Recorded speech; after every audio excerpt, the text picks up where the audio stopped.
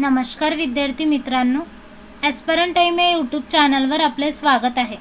बघा विद्यार्थी मित्रांनो, नॉन क्रीमी लेअर प्रमाणपत्राबाबत एक नवीन GR आलेला आहे। डिटेल अपडेट आपण व्हिडिओच्या माध्यमातून बघणार आहोत। त्यापूर्वी तुम्ही जर चॅनलवर नवीन असाल तर ॲस्परंट टाइम या यूट्यूब चॅनलला सबस्क्राइब करा आणि व्हिडिओला लाईक शेअर करा। बघा विद्यार्थी मित्रांनो, नॉन क्रीमी लेअर बाबत एक नवीन GR आलेला आहे। ज्या विद्यार्थ्यांकडे 2019-20 किंवा 2021 या वर्षाचे म्हणजे जेव्हा तुम्ही फॉर्म भरला होता तेव्हाचे जर नॉन क्रीमी लेअर नसतील, 2022-23चे नॉन क्रीमी लेअर ग्राह्य धरण्याबाबत हे अपडेट आहे।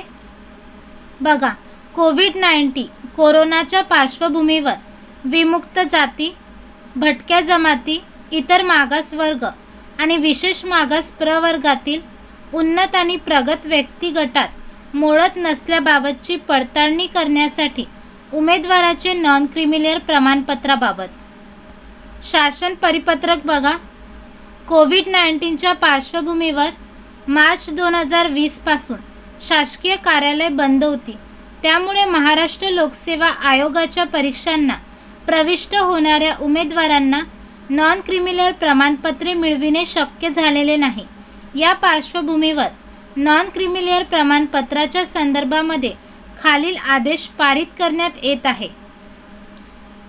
बघा, एक, कोरोना रोगाच्या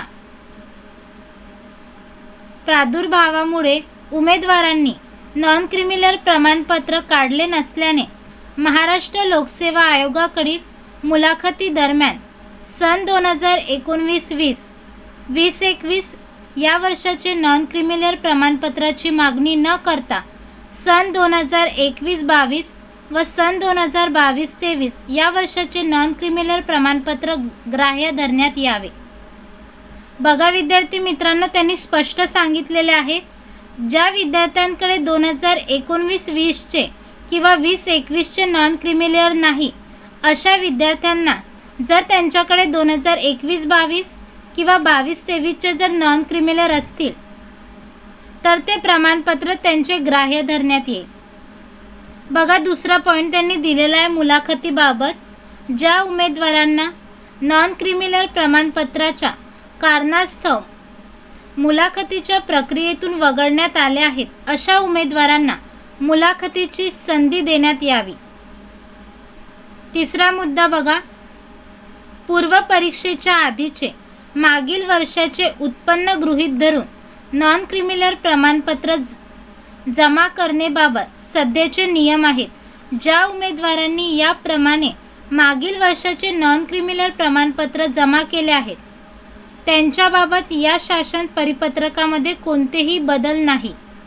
बघा, ज्या उमेदवारांनी मागील वर्षाचे नॉन क्रीमी लेअर प्रमाणपत्र जमा केलेले आहेत त्यांच्यासाठी कुठलाही बदल झालेला नाही।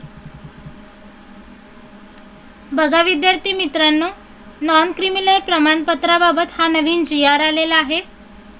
हा व्हिडिओ तुमच्या विद्यार्थी मित्रांपर्यंत शेअर करा आणि चॅनलवर जर नवीन असाल तर चॅनलला सबस्क्राइब करा।